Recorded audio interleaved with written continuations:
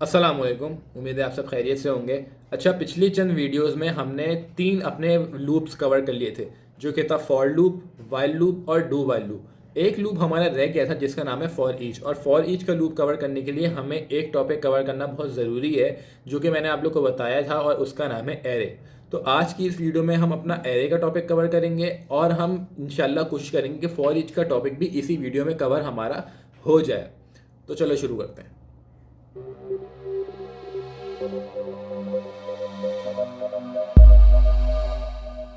अच्छा भाई, अब हम सबसे पहले आ जाते हैं अपने एरे के ऊपर कि एरे होता क्या है।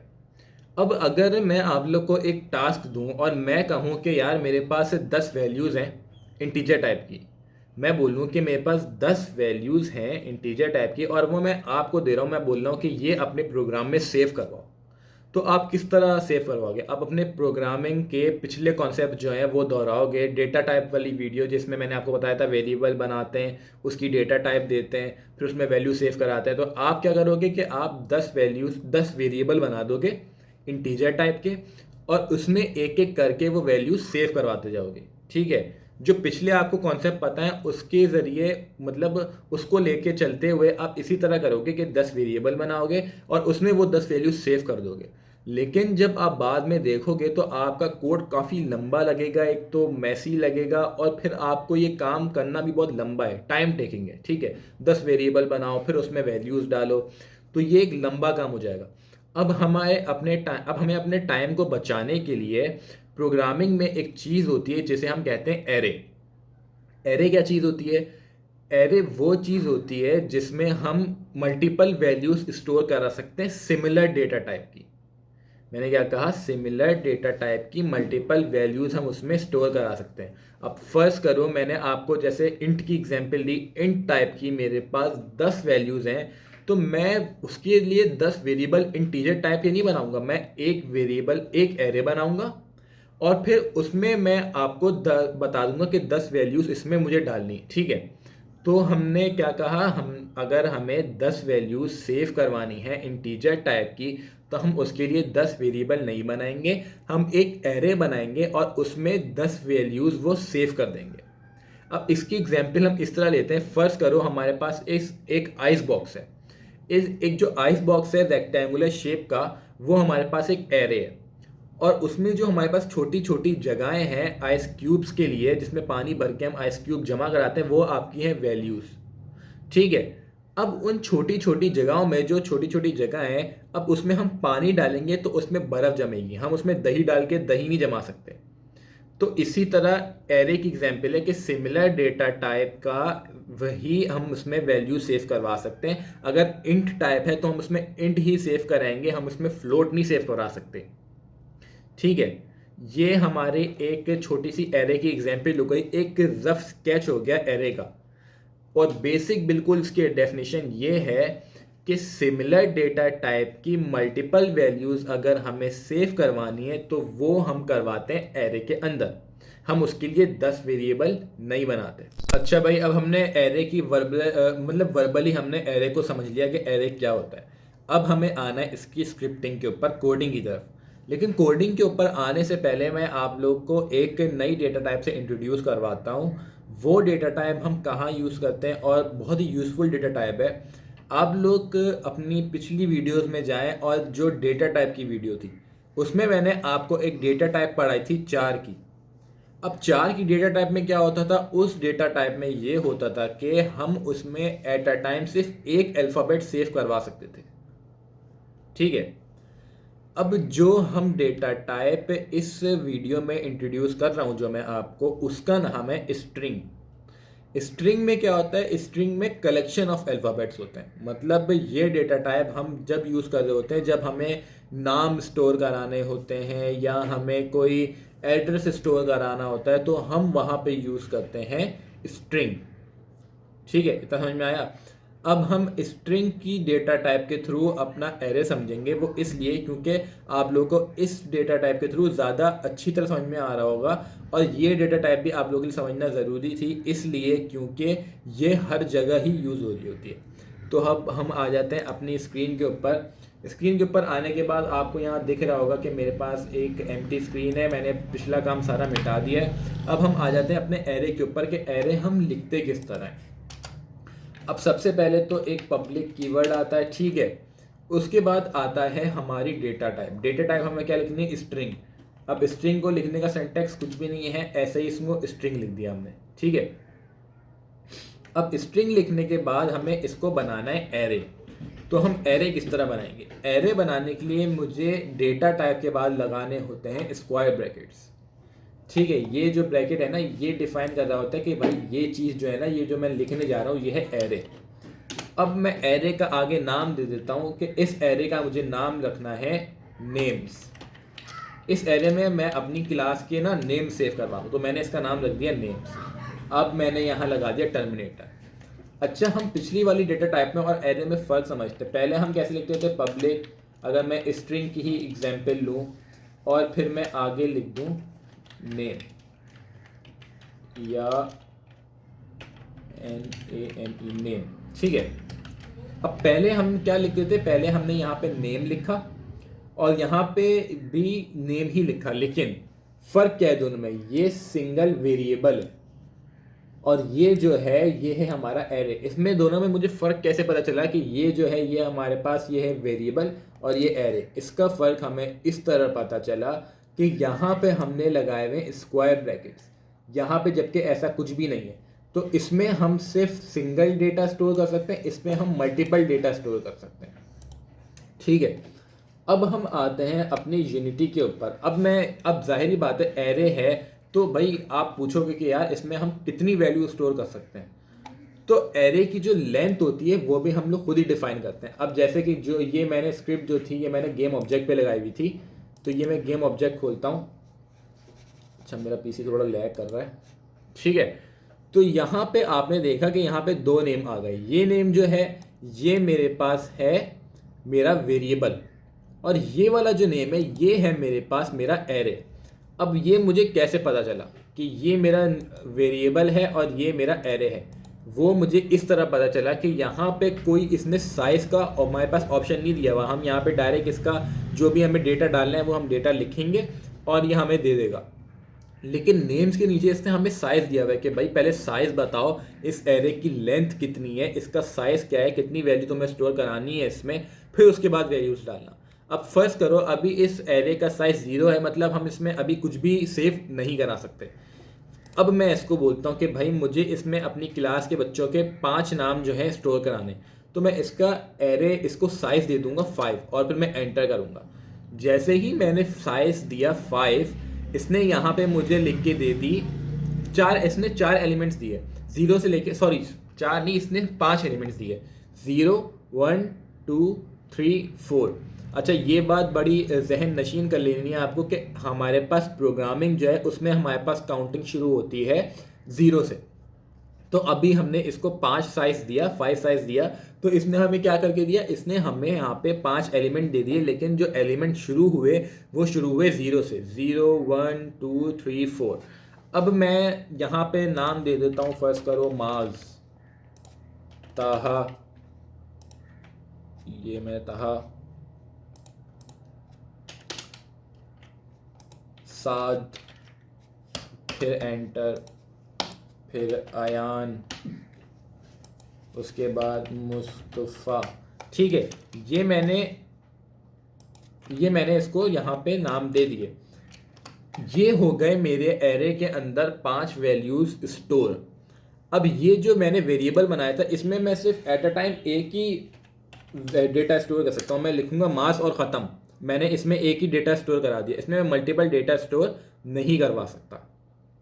तो ये हमारा एक एरे में वैल्यू स्टोर करने का एक तरीका है। एक और भी तरीका है, वो भी मैं आपको बताता हूँ। वो तरीका ये है कि अब यहाँ पे मैं इसको साइज़ 0 कर देता हूँ ताकि ये एरे डिलीट, अब ये मैंने यहाँ पे इसका साइज़ 0 किया तो ये सारे एरे में जो वैल्यू सेव थी वो ख़त्म हो गई, डिलीट हो गई। इसको यहाँ से भी मैं ख़त्म कर देता हूँ, ये मैंने आपको सिर्फ समझाने के लिए लिखवाया था।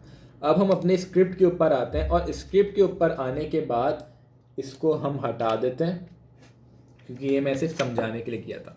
अच्छा, अब मैं बोलूँ कि भाई मुझे इंस्पेक्टर से, यहाँ से इंस्पेक्टर से मुझे अपना एरे नहीं देना, एरे के वैल्यूज़ नहीं देनी, मुझे स्क्रिप्ट के थ्रू ही देनी है। तो उसको लिखने का क्या सिंटैक्स है? उसको लिखने का सिंटैक्स सबसे पहले ये है कि आपने यहाँ से पब्लिक हटाना है, बल्कि पब्लिक अभी लगे रहने देते हैं, पब्लिक हटाना है। और इसके आगे हमें लिखना है न्यू। न्यू एक कीवर्ड है, ठीक है। उसके बाद हमें लिखना है स्ट्रिंग। अब स्ट्रिंग ये वही वाला स्ट्रिंग है, डेटा टाइप है, ठीक है। अब हमने इसको यहाँ पे स्क्वायर ब्रैकेट लगाने और इसकी हमें लेंथ बतानी है कि आपने कितनी इसमें चीज़ें स्टोर करनी है, कितना डेटा स्टोर करना है, ठीक है। क्या कहा मैंने? ये आपका एक नया कीवर्ड लगेगा न्यू का। उसके बाद आप डेटा टाइप दोगे, उसके बाद आप बोलो कि भाई आपको लेंथ देनी कितनी है। तो मैं फर्स्ट करो, मैं यहाँ पे एग्जांपल लेने के लिए 5 दे देता हूँ, ठीक है। 5 देने के बाद मैं कहता हूँ कि अब मुझे इसमें वैल्यूज़ स्टोर करानी है। तो वैल्यूज स्टोर कराने का इसमें क्या तरीका है? सबसे पहले यहाँ लगेंगे कर्ली ब्रैकेट्स, ठीक है। अब एरे के अंदर जो डेटा स्टोर होता है वो होता है डबल कोटेशंस में। आपको याद होगा 4 जो था उसके अंदर हम डेटा स्टोर कराते थे सिंगल कोटेशन में, लेकिन हम इसमें स्टोर कराते हैं डबल कोटेशन में। मैंने डबल कोट्स लगाए इसमें। यहाँ पे मैंने सबसे पहले लिखा मार्क्स, तो उसके बाद मैंने लिखा सिंपल डबल कोटेशन में कहा, ठीक है। उसके बाद मैंने लिखा साद, उसके बाद मैंने लिखा आयान, उसके बाद मैंने लिखा अनस। फर्स्ट करो, मैंने लिख दिया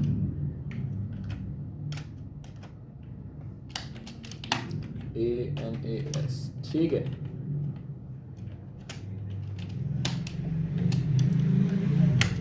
तो यहाँ मैंने स्क्रिप्ट के थ्रू मैंने अपना डेटा सेव कराया। पहले मैंने इसको लेंथ दी कि भाई मेरी 5 लेंथ होगी डेटा की, ठीक है। और उसके बाद मैंने यहाँ पे इसकी वैल्यू सेव करा दी। पहले हम इंस्पेक्टर के थ्रू करा रहे थे जो कि बड़ा आसान काम था, लेकिन अब हमने करवाई अपनी वैल्यू जो है स्क्रिप्ट के थ्रू। अब मैं आपको इसको प्रिंट करके दिखाता हूँ। प्रिंट करने का वही तरीका है, ठीक है। नेम मैं लिख देता हूँ यहाँ पे नेम और प्लस एरे। अच्छा, मैंने यहाँ पे एरे का नाम दिया हुआ है नेम्स, तो मुझे यहाँ पे नेम्स ही लेना पड़ेगा। ये नेम्स दिया हुआ है ना मैंने, तो मैंने यहाँ पे नेम्स लिया। अच्छा, अब एक चीज़ मैं आपको बताऊँ। अब हमने यहाँ पे एक चीज़ देखी थी, जैसे ही मैंने इसको यहाँ 5 दिया था तो इसने मुझे यहाँ पे एक नंबर शो कर दिए 0 1 2 3 4। ये 0 1 2 3 4 क्या है? ये 0 1 2 3 4 जो है इन्हें हम कहते हैं एरे का इंडेक्स। एरे का इंडेक्स मतलब अब फर्स्ट करो कि यहाँ पे कुछ वैल्यूज़ हैं, माज, ताहा, साद, अयान, अनस, ये वैल्यूज़ यहाँ पे सेव हुई हैं। तो जाहिर ही बात है वैल्यू का कोई ना कोई एड्रेस तो होगा कि वो वैल्यू है किस जगह पे। मतलब उस वैल्यू को अगर मुझे सर्च करना है तो मैं किस तरह करूँ, या मुझे वो वैल्यू चाहिए तो मैं उसको किस तरह हासिल कर सकता हूँ। तो हर वैल्यू का एक ना एक इंडेक्स होता है एरे में। वो इंडेक्स जो है वो ये हैं। अच्छा, एरे में हमेशा जो इंडेक्स होता है वो शुरू होता है 0 से। ये बात जहन नशीन कर लेनी है कि एरे में हमेशा जो इंडेक्स शुरू होता है वो होता है 0 से। तो ये जो है ना, ये है हमारे पास इंडेक्स 0 1 2 3 4, ये हमारे इंडेक्स होते हैं, ठीक है। इंडेक्स समझ में आ गया। मैं इसको दोबारा 0 कर देता हूँ। अब मैं आता हूँ दोबारा अपनी स्क्रिप्ट के ऊपर। अब मैं बोलता हूँ कि भाई मुझे अपना जो है नाम प्रिंट कराना है, वो मुझे साद नाम प्रिंट कराना है। तो मैं उसको कैसे करूँगा? यहाँ पे हमने एरे का जो नेम था नेम्स, वो हमने दे दिया। अब यहाँ पे मैं लगाऊंगा स्क्वायर ब्रैकेट्स। स्क्वायर ब्रैकेट लगाने के बाद मैं बोलूँगा कि मुझे जो साद नाम प्रिंट करवाना है, तो 0 1 2 3, सॉरी 0 1 2, जो दूसरा इंडेक्स है ना उस पर जो वैल्यू वो मुझे प्रिंट करा दो। तो मैं यहाँ पे इसको दे दूंगा इंडेक्स 2। मैं इसको सेव करूँगा। अब मैं इसको बोलूँगा प्ले, और जब मैं प्ले करूँगा तो ये मुझे एक एरे देगा जो है index range out of bound. वो इसलिए दिया इसने क्योंकि आपने देखा होगा यहाँ पे पब्लिक लगा हुआ है। अब जहाँ यहाँ पे पब्लिक लगा हुआ है तो जाहिर बात है ये हमारे पास इंस्पेक्टर में भी शो होगा। अब इंस्पेक्टर में इसको वैल्यू मिल रही है 0 और यहाँ इसको वैल्यू मिल रही है 5। तो उसने बोला कि भाई एरे जो है रेंज जो है इंडेक्स वो है आउट ऑफ बाउंड है। अब हम यूजुअली करते ये है कि जो काम हमें स्क्रिप्ट के थ्रू कराना होता है तो हम उसके लिए जो प्राइवेट कीवर्ड है ना, एक्सेस मॉडिफायर कहते हैं बेसिकली इनको। प्राइवेट होता है, प्रोटेक्टेड होता है और पब्लिक होता है, इसको हम कहते हैं एक्सेस मॉडिफायर। तो ये पब्लिक हम हटा देते हैं।